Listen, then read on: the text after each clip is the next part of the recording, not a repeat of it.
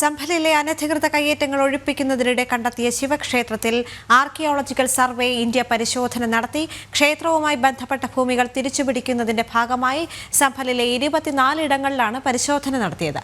കയ്യേറ്റങ്ങൾ പൂർണ്ണമായി ഒഴിപ്പിക്കാനുള്ള നടപടികൾ പുരോഗമിക്കുകയാണെന്ന് ജില്ലാ ഭരണകൂടം വ്യക്തമാക്കി.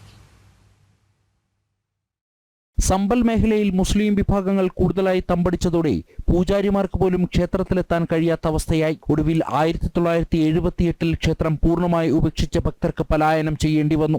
സംഭലിലെ കയ്യേറ്റങ്ങൾ ഒഴിപ്പിക്കുന്നതിനിടെ കഴിഞ്ഞയാഴ്ചയാണ് അധികാരികൾ ക്ഷേത്രം കണ്ടെത്തിയത്. തുടർന്ന് ജില്ലാ ഭരണകൂടം നൽകിയ അപേക്ഷ പരിഗണിച്ചാണ് ആർക്കിയോളജിക്കൽ സർവേ ഓഫ് ഇന്ത്യ ക്ഷേത്രവുമായി ബന്ധപ്പെട്ട വസ്തുക്കളെന്ന് കരുതുന്ന 24 ഇടങ്ങളിൽ കാർബൺ ഡേറ്റിംഗ് പരിശോധന നടത്തിയത്.